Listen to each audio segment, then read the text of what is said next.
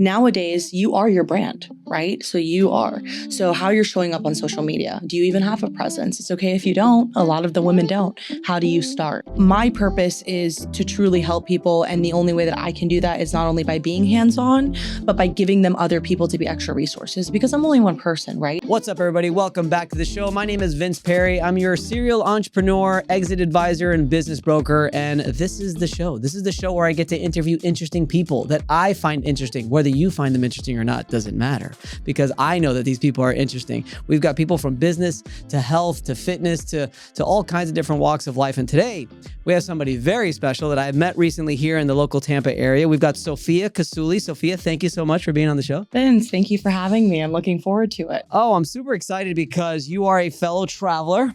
I am. You are a salesperson.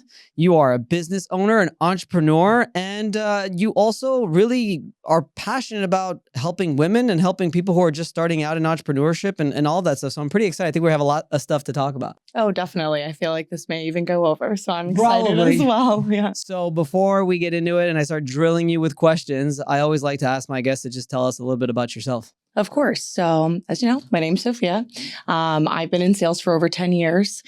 Started off just simple, working, serving, bartending, that kind of stuff. And then it moved on to different avenues and created a very successful business within sales. And I recently started my entrepreneurship journey. So started my own business and it's been going very well. A lot of lessons learned, a lot of success in that area. And I just moved back to the area. So within the past 6 or 7 months, reconnecting and meeting amazing people like you and going to the networking events and kind of growing not only my business, but everything that I'm doing over here in Tampa. So really excited. Tell me, so you've been an entrepreneur, like you've been a business owner now for less than 1 year. Yep. Now I'm excited about that because there's a lot of people that are always nervous about making the jump, or there's a lot of people that don't realize the difference between a sales role and entrepreneurship, right. How it's such a huge difference. We actually were here, the owner of this podcast studio, you met Roy outside? Yeah. He has the same story. He was a car salesman and he basically scaled 2 car sales companies, right? To like, I don't know, crazy figures because of his sales. And he's like, well, if I can do this here, I can do this myself. Yeah. And as soon as he went by himself, he's like, whoa, this is way different. Yeah. So tell us to the person who really who wants to make that jump, who wants to become an entrepreneur, what are some of the things that they could expect? Well, it's not easy. That's for sure. And I think especially people that are already in sales, technically you think, this is your own business, right? You're working 1099, you're making your own money. So you get a little glimpse of what it's like to run essentially your own business and make great income and work your own hours. But making the switch from it being all yours, now you're wearing many hats, right? You're the marketing, you're the development, you're the strategy, you're the sales team. And then if you're bringing people on as employees, now you're managing, now you're leadership roles. So it really turns into a whole different kind of animal. And it's a great journey. I'm glad that I did it. And I think back on that point of when I was in sales, it's such a big contrast because even though you're independent, you know that you almost kind of have someone to fall back on, right? And when you're starting off on your own journey, yes, you have mentors, and I highly encourage having mentors. I think at any stage in your life, it's important. But essentially, you are doing it yourself. So you have to figure it out one way or another. And I think having that purpose and that drive for whatever it is that you start is going to be the thing that's going to keep you going when it's not going so great or when you're having those slow months. What's one thing that has totally surprised you? One thing now in this first year that you're just like, woof, that I didn't expect. You could take your time. How much it costs to start your own business. That's for sure. Yeah. Even something that may not be physical, like selling a physical product, you're still putting in a lot of time and finances into building your service and your marketing and everything that you're doing. And if you're hiring people on. So definitely the cost is something within that first year that you need to be smart about. And you need to see, hey, I know that this may not be a win. It could be a loss this year, but it's setting up the foundation of what I want my business to look like. And, you make mistakes along the way and you continue to grow and fix it and improve it. So what about some of the little things, right? I always say, just like, oh, I got to create a logo now. Yes. Oh, now I have to create the website. And you have AI, which helps a lot, but I will tell you the little things. I'm so happy to have started my business in a time where AI is blowing up because I've learned how to be a web developer, a coder, make my own logos, build my own website, do all the marketing and the ads. And you know what? It's actually fun. I think where a lot of people mess up is they get stressed out while they're doing it. They want it to be perfect and they don't want to just put something out there. So for me, chat was on the rise, right, for all of us. And now Claude is out. And it's like, well, how do we learn this new thing? Instead of being overwhelmed by it, watch a couple videos. I think short form videos are always so great because you can learn quickly. And it's all about learning the jargon of whatever the topic is, right? So you watch a couple videos on Claude, you're like, what is this? What does co-work mean? What does it mean that it can integrate this way and do that? But then you start to hear that same word pattern over and over and it becomes familiar to you. And then you can use it to integrate it into your business. So I say what made me feel like I could learn it the best is when I would take that time to almost have fun with it. Mm-hmm. And then now it's like, oh, creating a logo is fun. Oh, building my website, I can add this button, I can change it this way. And it improves my product and my service. So having fun with it and also forever being a student, I think is important. So I didn't mention, you're the owner of SoFluential Society. Could you tell us a little bit about that? Of course. So SoFluential Society is something that was born out of the two semi-businesses that I was kind of running while doing sales. So when I started up in sales, I gained growth very quickly. And in one of my first businesses, I had a team of over 200 women. I was managing. I was basically a therapist and a sales leader and, all advocate, all of the things. And I found a lot of purpose in helping those women transform their lives, not only just their bank accounts and their finances, but their mindsets and their confidence in the way that they were carrying themselves professionally and personally. And so that was a big passion. Then on the side, I love to travel. So with traveling, it's just a great thing to not only get to immerse yourself in different cultures, but also experience the world. And it makes you realize that it's not as big as you think it is, right? So with the traveling business, I started collaborating with hotels, with brands. That turned into free stays. Then it turned into paid partnerships. And it was great. I was loving it. Now I see what you were talking about before the show. That's what I was telling you about your traveling. And on top of just being in social media and in the content creation world for years alongside it, because a lot of my businesses, you're promoting it online, right? That turned into two different animals that morphed into one beautiful project, which is SoFluential Society. Okay. So helping women not only gain success and gain confidence through sales roles and through building the lives that they want, but then also getting to travel and getting to experience. And maybe that can be an extra source of income. Or maybe that's just a way for you and your family to travel for free a couple times out of a year. Or you and your girlfriends to be able to have a staycation or go somewhere you've never been. And that's kind of how it all started. And one thing turned into another, and my coaching business then, turned into what it is. And then I launched in February. So SoFluential Society officially launched this year. Congratulations. Thank That's you. fantastic. Yeah. I love that you have the travel behind it. Yeah. The most common question I would get when my wife and I were traveling for months at a time, we did 3 months across Southeast Asia. We did a month and a half across South America. We did, almost a month in Europe. It was just nonstop. That's awesome. And the number one question I would get is, how do you do it? Mm-hmm. How do you do it? How do you do it? How do you do it? Which is when we started creating the content. We named the channel Make It Work and Travel because our answer was always, we make it work. Exactly. We just figure it out and we make it work. Traveling to me is the most, it's like university. It's like going to university, but so much better. You learn so many things when you travel.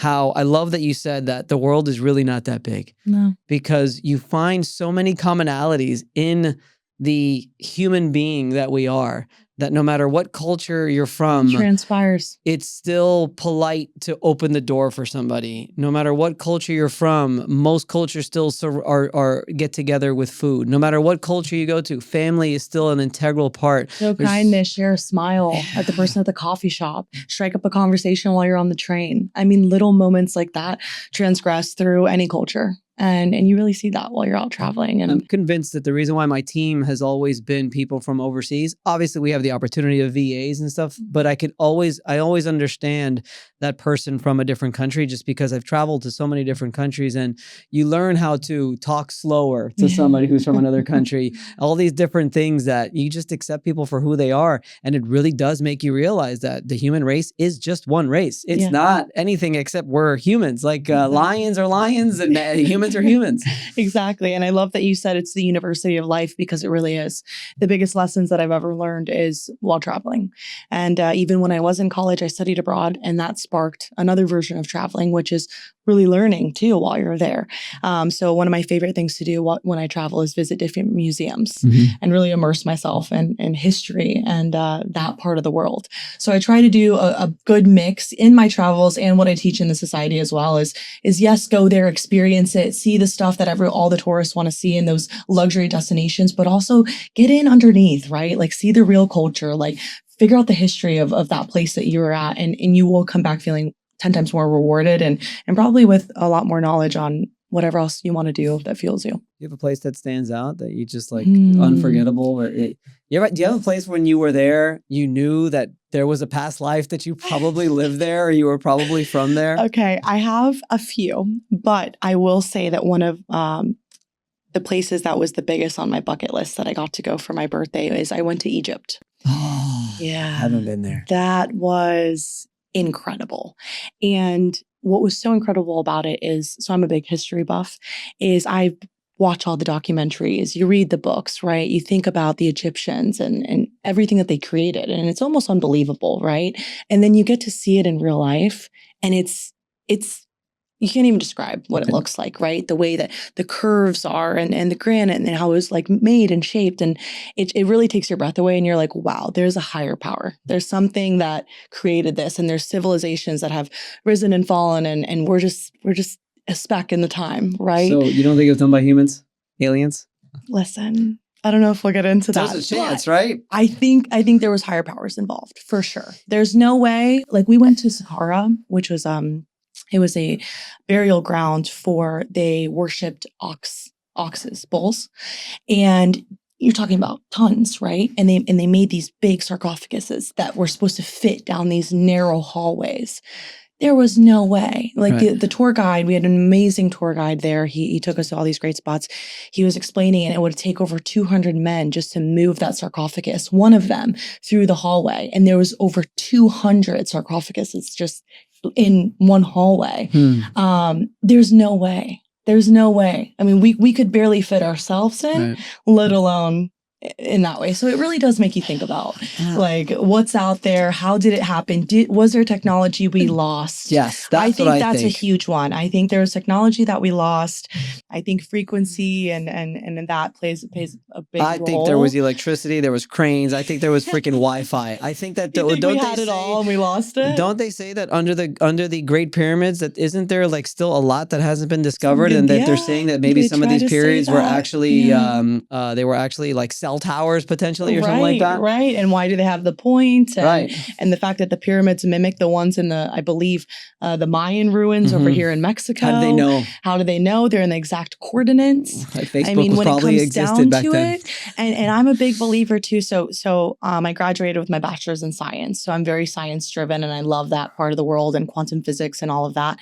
But I'm also very religious. I read the Bible, and I'm totally involved in my religion as well. So my thing is always bridging the gap between science and religion.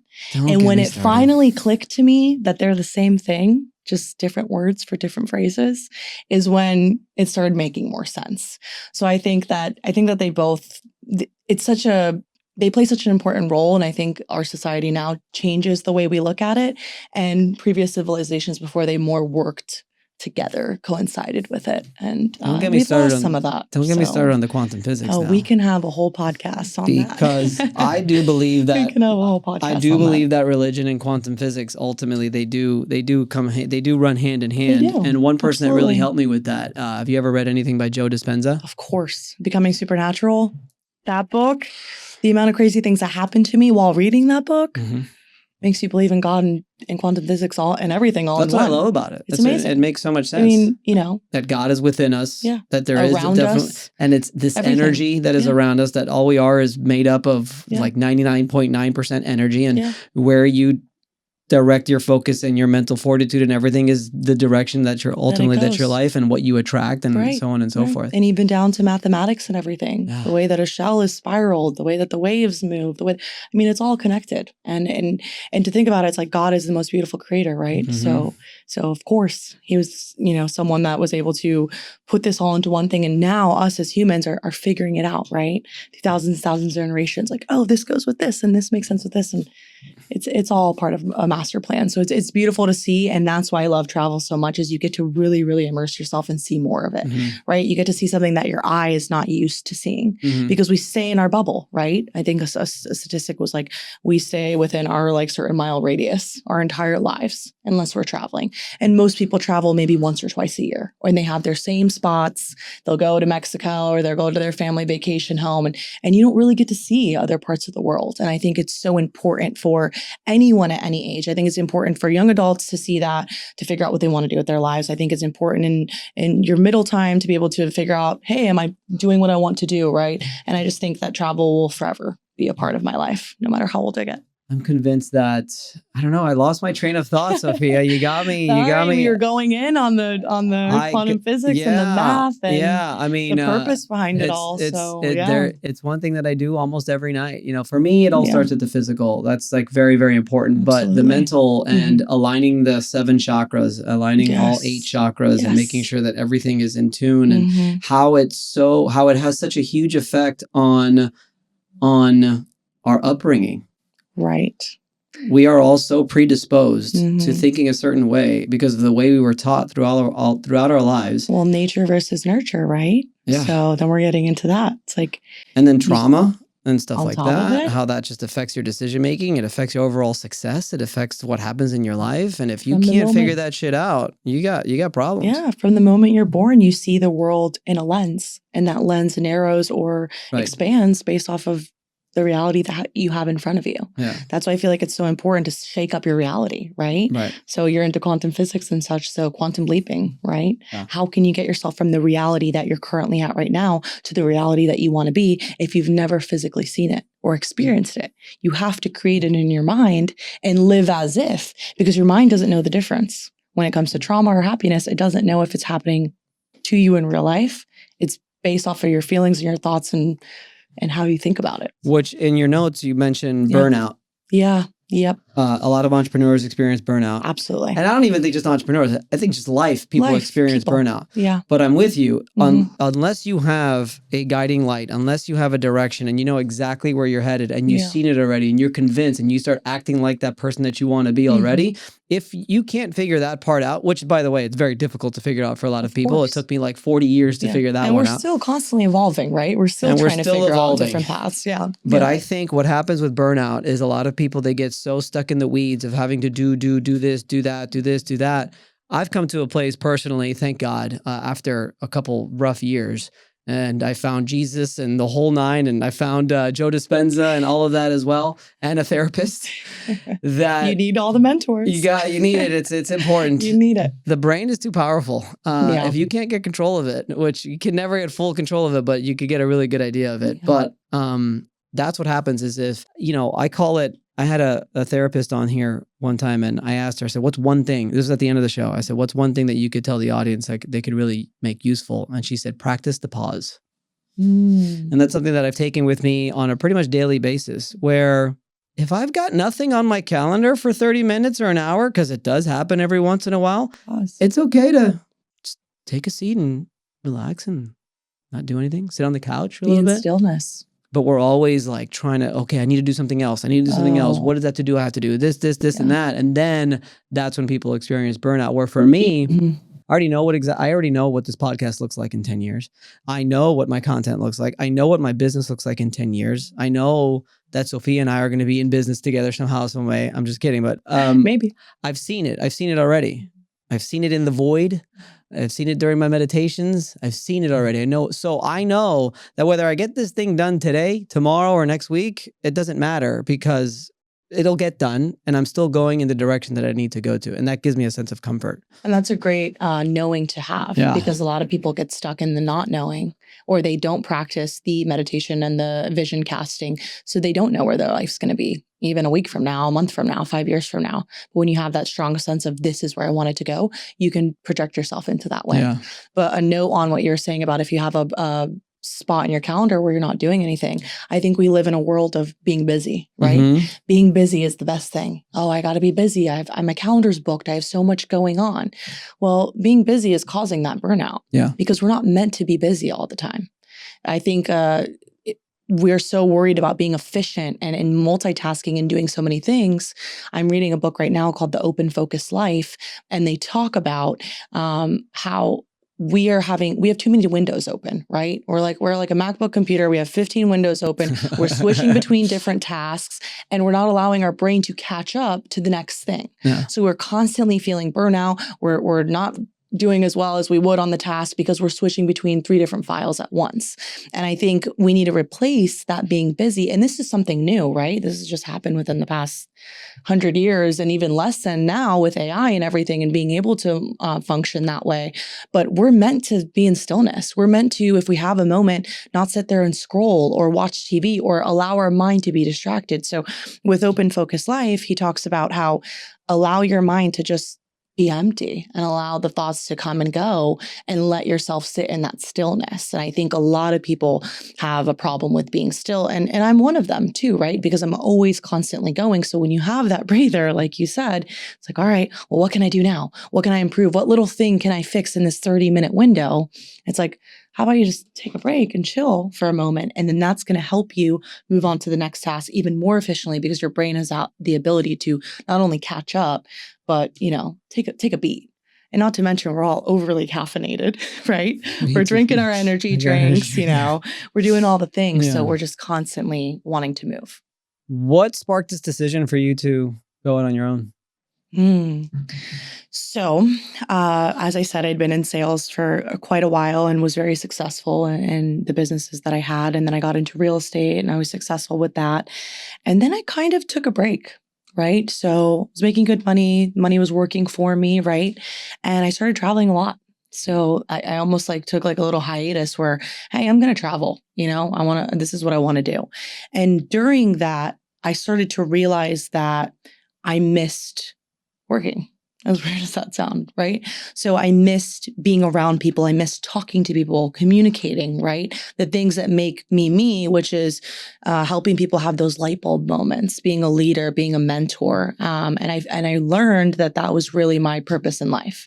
So I think that is when I decided to kind of make this comeback where it's like, okay, I want to continue to do this, but I want to do this in my own way. So let me open something where it's mine. Right? No one can take it from me. And all the work that I put in is mine and the results are mine. And what are some of the things that you're doing for the people in your society? How does it work? What are you doing for them besides? Tell me. Yeah. So the way that it works is the society has 3 different pillars, right? It has business, mindset, and it has travel. Travel is a pillar? Of course. I love that. Of course. And you said business? Mindset? It's business, mindset, and travel. That's so funny. Yeah, I love it. It's great. So it's my 3 pillars that fuel me in life and I know fuel a lot of people. So when they join the society, they basically have the option to dive into all 3 or take it as they go, whatever they're more interested in.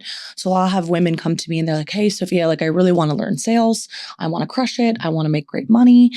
Okay, great. Dive into the sales part. Dive into the business side of the course and the platform. Okay, hey, Soph, I really want to travel. All right, awesome. Watch all the information on that. We have weekly calls. We have guest speakers that come in and teach the women. We have a huge community. We have events and meetups, and I even do trips. So we're going to Costa Rica coming up. We're doing Europe.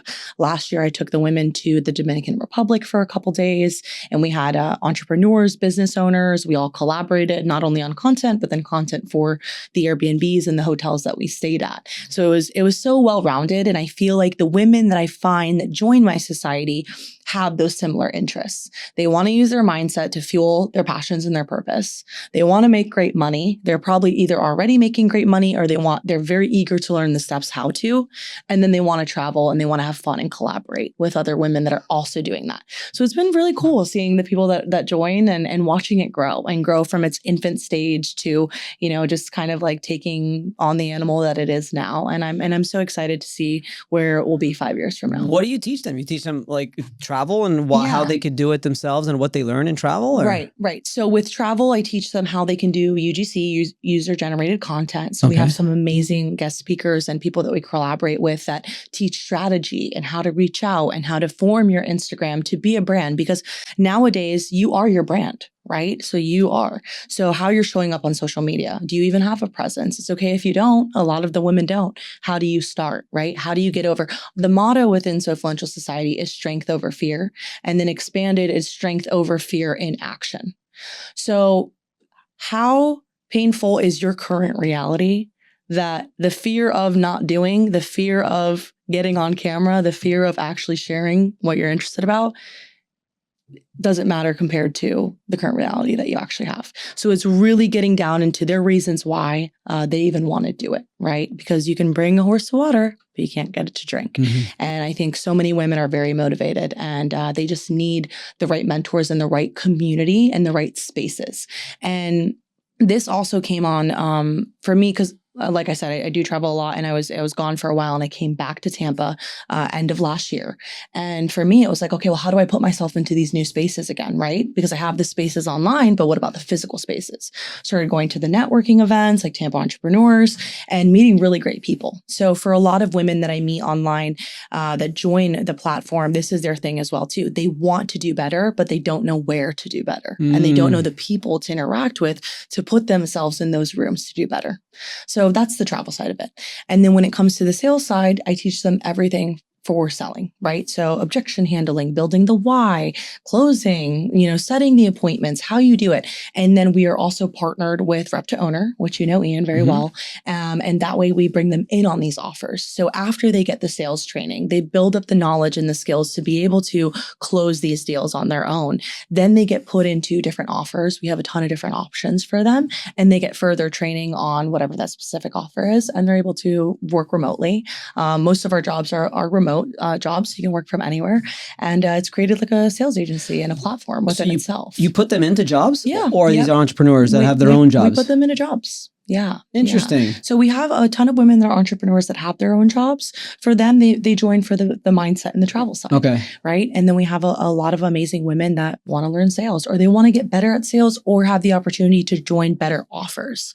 Right. So some offers are better than others and the opportunities are better. Right. What's the difference between what you offer and just them joining some other sales team, for example? Yeah. So I feel like within the society, we offer a lot of not only hands-on, but you have a ton of resources that you can pull from, where I feel like when it comes to different sales platforms, you're kind of just thrown to the wolves, right? So it's like, oh, here's this guide, just watch it and practice it. And then here you go. And then when you actually get on an offer, it's like, okay, we'll make your calls, fill up your calendar. We'll give you some leads or you have to pay for leads or whatever. And then you're just like hitting a wall and hitting a wall. I feel like my purpose is to truly help people. And the only way that I can do that is not only by being hands-on, but by giving them other people to be extra resources because I'm only one person, right? So when I was doing the mentoring and coaching all the time, you can only help so many people at once, right? So I had to kind of figure it from a way of how can I semi-remove myself from the equation, but still allow it to be successful. And that's when it comes into bringing amazing people and entrepreneurs that also have a passion for helping others. And then you learn from somebody else, and you're pulling from all these amazing people. Are you giving them the opportunity to really experience entrepreneurship? Entrepreneurship, yes, but the beginning stages is sales. Okay. So I think the beginning sales is you have to learn how to, at least in my opinion, I think if you can sell something, I think that's in everything in life. Huge. Because even having a conversation, you have to sell the person on your thoughts, your feelings, and your emotions, right? So I think the first step for a lot of people that have never done this before or have failed at it is to learn not only the basics, but to continue to integrate yourself into how you can actually sell something and be successful at it. and then we can talk entrepreneurship, Mhm. right? Because it's a very hard game, and but if you don't have that foundation of sales, how are you going to sell someone to market your business when you own it? How are you going to sell someone to promote whatever you're doing as an entrepreneur? Right. So I think that that's the beginning steps. And on the travel side, you mentioned before when we were talking off air, you mentioned that you know how to spark brand deals and different things and potentially get some free travel and all of that. How does that work? Yeah. So that stemmed from, I always have been on social media, like I said, and creating content and just creating fun videos, right? So everywhere we traveled, I love recording, think about it, all of us, right? We'll record the hotel, the food we had, the beach we were laying on, the experiences we got to do. And as I started posting more and more and building my online presence, places started reaching out to me. Hey, we'd love for you to come for lunch and review our spot. Hey, you're already in this location. Like, come, let's go horseback riding, and leave us. It was as simple as leave us a Google review, or, share it on your platforms. And then that turned into, hey, this can actually become something, right? UGC has blown up, and a lot of people do product UGC, right? So you'll receive products, you'll create the ad for them, and then you don't even need to post it. That's the beauty of it, is a lot of people are like, well, I don't want to be an influencer. I don't want to share. My mom, my grandma, my friends from high school are watching. You don't even need to do that when it comes to UGC. You're making the content for the brand, for the hotel, for the place, and they're using it. But why not? You already have the tools. Why not double on that and post it on your own so that more people can find you, so that you can grow more? So we help you build a portfolio. We show you how to do it. We have amazing people that are even better than me at doing it, and show you the ropes. And I want you to show me the ropes. Yeah, I definitely will, because you don't need to have a million followers. You don't need to have 100,000 followers. Yeah, I think the million followers has kind of become a little bit overrated, right? Because People now it's the want micro real, influencers. That's the whole point. Yeah. User-generated content. They want real and raw. They don't want it to be polished. Right. I want you to hold your camera up and tour around and be like, hey, this is what I'm doing and this is what I'm experiencing, because that's what makes it brings an emotion out of someone, right? Instead of something that's so polished and commercial-like. I mean, you see it now with big brands. They're not using mega influencers or making these crazy commercials. They're using everyday people that have a good following. I think the importance is, it's not about having a big following. It's about having a following that knows, likes, and trusts you. Right. Because if you promote something, if you do something and they don't know what you're talking about, or they don't trust you, no one's going to buy it anyways. Right. So it's how good is your quality? How good is your quality of your following? What do you do with one of your students who... I don't want to post. I don't like social media.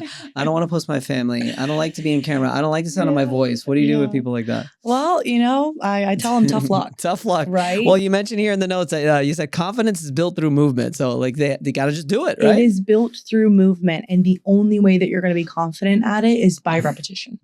Same thing like going to the gym. Same thing like public speaking. Anything is going to take repetition, and it's never going to feel great. So I love showing them videos of some of the people that they watch on social media, or authors or podcasters that they really enjoy. Go back and see their first podcast. Go back and see their first YouTube video, their first Instagram reel. I promise you, it is not what you're seeing today. So showing them that they're just a normal person. And, I think with a lot of the women that we bring in, they are willing and motivated, but if they do start to have those hesitations, let's take it week by week, right? So you may not be ready to be on the face talking to the camera on week 1, but let's film some B-roll videos with whatever your purpose is, whatever drives you. Throw those up. Right. And at the end of the day, it's a numbers game and an algorithm game. So if you've been not active on social media for so long, and all you've been doing is viewing stories and responding and saving a couple reels here and there, Instagram doesn't know that you're wanting to create and be this person. So if you're suddenly start showing up, it's going to take a while for it to catch up, and then start putting your content out to everybody else. Here's how I do it. Yeah. Here's how I tell my people. First of all, we have 5 daily non-negotiables. Okay. One of those non-negotiables is to post on social media, not once, not twice, but 3 times a day. Wow. It's a non-negotiable every single day, especially because I have all business owners. It's like, I try to make them understand that it's good for business. Of course. But anyway, I had a good friend of mine. I've been telling this story a lot lately. He just lost his job and got divorced all within the last 6 months. Yeah. It's rough. So he's going through it. So we're talking a lot. I'm actually going to go visit him in a couple of weeks. And he's like, oh, I told him I've got 5 daily non-negotiables. He's like, oh, what are those 5 daily non-negotiables? I said, all right, well, I'll tell you. So I tell him all of them. And then the last one I tell him is the 3 posts on social media. He's like, oh, I love your non-negotiables. He's like, but that social media one, that's not for me. I'm not going to post that one. So then I stopped and I thought, and I was like, let me tell you something. Mm-hmm. There's 2 things about posting on social media that you will get that you will never know until you actually start trying. I said, number 1 is when you turn that camera around, it reveals all of your insecurities that you think about yourself and your eyes and your nose and your hair and your voice and all of that you didn't even know you had. Yeah. And when you overcome that, it's an amazing feeling where you just feel comfortable in front of the camera. Talk. Right. Number 2, I said, probably, I don't want to say once a week because I get probably 2 to 3 times a month, I'll get a message, and I'm sure you get the same thing, from someone who's been impacted by your content. Yes. By your story. Yes. By you sharing your pain. By you sharing your defects or faults. Yeah. And they get impacted because they could relate to you. Yeah. I said, dude, you're going through it right now. Mm-hmm. Right now, you have the opportunity, because of this opportunity we have with social media, with what you're going through, to really, truly make an impact on so many people that you cannot make an impact on if you don't post on social media. So now's the time. And he's just like, man, maybe you're right. Now's the time. Yeah. And I think that's the scariest part, and why my motto is strength over fear in action, because the times that you should be posting is the times that you absolutely don't want to be posting. Worst. It's your worst. Yes. And who wants to put their worst out there, Nobody. right? Because we're taught, don't show anyone your weaknesses. People will use them against you. Oh, someone's going to talk about it, judge it. That's the stuff that people connects with the most. Anytime I post content that's related to winning and being successful, get a couple. Right. You post the vulnerable stuff, you post the messy.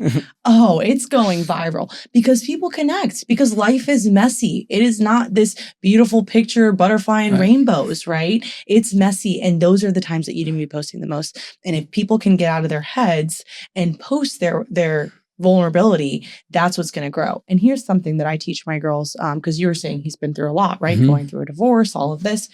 You don't want to necessarily put your dirty laundry out there right away, right? You're also just starting this. So how can you share and be vulnerable without making yourself cringe while you're doing it, right? And one of those ways is sharing it from a loving aspect. So how would you talk to a friend or a relative or someone that you love about a situation that they're going through, a divorce or a breakup, or their business isn't doing that good, right? So reframe whatever the thought or the topic can be, right? So, if it's something like you're not doing that well in business, something that makes you feel uncomfortable, reframe it in a way like you're teaching someone a lesson, right? You're giving them a piece of advice. And it's also giving yourself a piece of advice as well. So you can still be vulnerable and get yourself out there. Well, and it's not even the story that he's got right now. It's what he's learning going through this experience that he should be sharing with others. Right.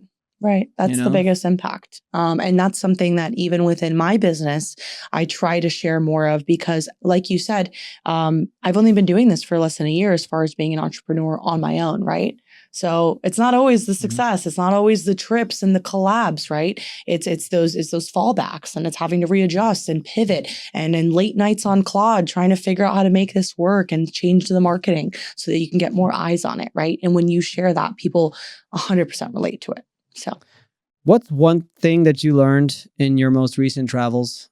Because again, I'm going to say that you have had this business now for just less than a year, and you've been traveling a lot in the last couple of years. Yeah. What's one thing that you learned that really gave you that push to make this move in your travels? In my travels, I think it goes back to realizing that the world isn't that big, and that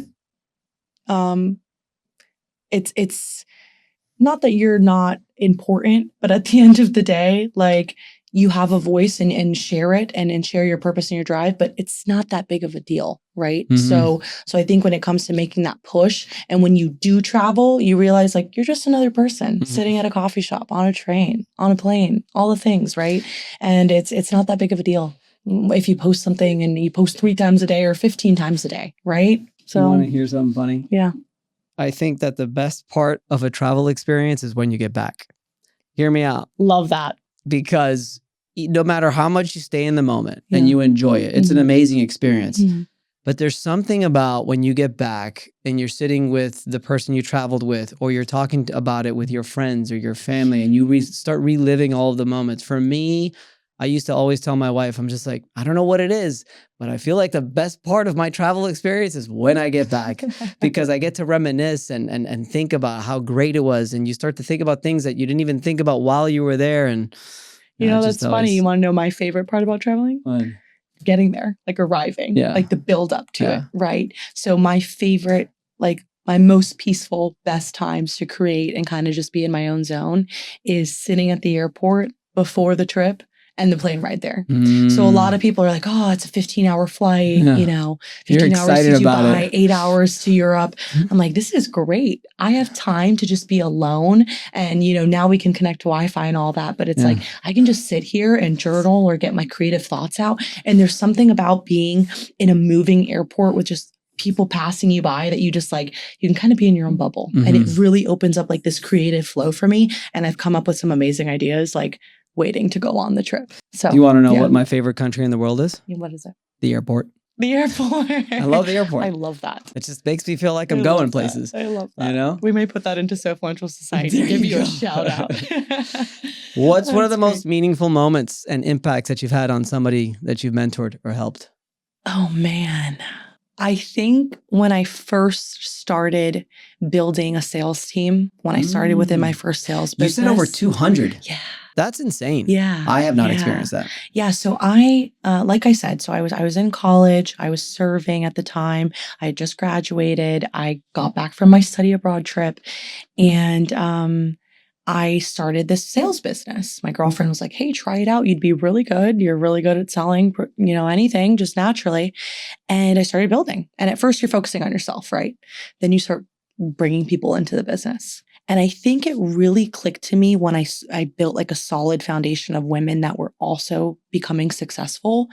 And we were doing more than weekly calls. I mean, I was doing calls 2 to 3 times a week. I was doing one-on-ones with girls. We were battling all types of demons and work that they needed to be able to not only produce in sales and overcome objections and deal with other people, but also deal with their own insecurities. That was like just lit me up. And it's something that I didn't even realize lit me up as much until reflecting back on it when I had this period of, okay, now I'm successful. I'm taking a break. I'm traveling the world. What do I want to do with the rest of my life? I reflected back on that first sales experience building that team. And I was talking to a friend of mine about it. And they're like, look at the way that your eyes light up when you talk about helping those people. Right. That is your passion. That is what you need to do, because that is what's going to fuel you. And that's what I carry on into what I do now. So what is it? What is it about new Sofia here? Yeah. I feel like you've had an awakening experience over the last couple of years. Yes. Am I wrong? And specifically within the last several months. Okay. All right, cool. So specifically. What is the difference, do you feel, between this Sofia and Sofia 3.5 months ago? Well, which I'm going to lead into that being probably the key to success, the key to sales success, the key to entrepreneur success. What do you feel is one of the big changes that you've had here? I think specifically just within the last, 7 to 9 months, it really was a pivotal moment where I had a lot of personal things going on in my life. And it was a moment where you felt almost like your back was against the wall. And it was like, well, these things aren't working out. I have to change it. I know that I want to change it. I'm scared to change these things. But if I don't, I'm going to be stuck in this current reality. Mm-hmm. And I don't want to be in this current reality anymore. Because as entrepreneurs know very well, money's not the only thing that can provide you happiness. It helps aid and it helps create a lot of abundance for you. But if you're not abundant within your mindset and within the world that's around you and the people that you have around you, you're going to wind up being unhappy. Right. So I think that was the biggest shift for me, is finally saying, like, I'm going to change this. And through that, I'm going to help other people change their circumstances. And once I decided that, it's September to December of last year was a crazy quantum leap in my life. Oh, okay. I connected with Ian. We started working on Rep to Owner together. I started formulating the relaunch of my business. I met so many women. That's when we met too. I traveled abroad. I went to Dubai and stayed there for over a month and a half. Saw that. We launched one of our offers over there. I met women that are now a part of the society that are running the division in Dubai over there. I met other solo travelers that are now running the UK division, and Arizona is now starting as well. So it really was this time of just like opportunities and doors opening very quickly that if you compare it to the year and a half before that, it was very stagnant, right? So, and not that it was stagnant, but it was compared to what that 4-month period did and looked like for my life. And I'm so grateful for it. And I think that you have to get to those moments that suck for reality to shift for you. So yeah. So what does this look like 5 or 10 years from now? And is there an exit in mind? So definitely 5 to 10 years from now, I see SoFluential Society becoming something much larger than itself. It's already international. I want it to be all over the world. And I want it to be at a point where people are involved in ways that they're utilizing to change their own lives. So what I mean by there's already women that are covering different areas of the world is they're getting to have essentially like their own charters of the platform, right? So they can work on growing and building, whether it's the sales side or the travel side of it, or mentoring through coaching and mindset in their different areas, in their different scope. So when I see like the 5-year plan, I see us growing and really getting roots into many countries and many cities over here in the United States as well. And then 10-year plan, oh my goodness. I mean, I'd love for this to continue to just be the biggest thing ever in helping women achieve financial freedom and achieve, that happiness that comes outside of financial success. Well, so, and when it comes to an exit plan, take it from me. I'm an exit advisor. We should always have an exit in mind. Exit plan, I'm not saying that I don't have an exit plan in mind, but I'm saying that I believe that life will take me in different avenues where this can be its own thing and that I can continue to feel my purpose in other ways. Also very helpful. Yes. Yeah. That's where you want to be. So I think that's what it is. I think that it's going to be something where we have a ton of really amazing people that are impacting lives, and that I get to take a step back in a different way, where whether it's like I become a mother and I'm raising my kids and I'm doing other things, or I'm doing a lot of charity work, like something that's going to be still impactful in my life while SoFluential Society is massive and growing. You want to be able to do one of two things: either scale it to a point where you can sell it so that you could start pursuing other interests. Yeah. Because I mean, when you become a mother, there's going to be a lot of other interests that come about. Yeah. And then if you could exit it, then that's great as well. Or yes, get it to a point where it scales so much where you literally do nothing in the company. Like an Alex Ramosi is a perfect example. And now you can leverage that to buy more companies. And I've even planned... Not scale a new one, but buy more is the idea. Right. And even with that, with the growth of it, it's like at the point where it's like I do become a mother, the collaborations and the ways that it can work, because we have a lot of amazing moms a part of our platform, right? They're landing deals and brand deals and collaborations that their family gets to go on, products that they get to use. They're furnishing their homes. They're landing, that type of stuff. So it's like at that point, I would love to have a community where it's like, okay, now I'm a mom. Now we're doing mom stuff with the kids, and we're, so that's a different avenue that it can take. And then, as it grows, like you said, using it to purchase and acquire other things. So I was a real estate agent for many years. So my brain works like that as well. I have rental properties and homes that I own. And I think that that's amazing. One of our offers is a mortgage protection insurance, right? So helping people protect their homes. So just using these different avenues to create an empire, right? Yeah. Which is what everybody wants, and be able to leave that legacy and have it work hand in hand. I love it. Well, hopefully you could teach me how to get some brand deals so I start traveling with my wife again. Of course. You guys should. Honestly, Sofia, thank you so much for coming on. That was very inspirational. That was phenomenal. I wish you nothing but success. And I want you to know that you have a partner in me in anything that you need, and any help and assistance you need. I'm happy to help you with anything that you've got. So. Well, thank you so much for having me on. This was great. Sure. I'd love to come back for another. Yeah. Awesome. All right, Sofia, thank you. Thank you.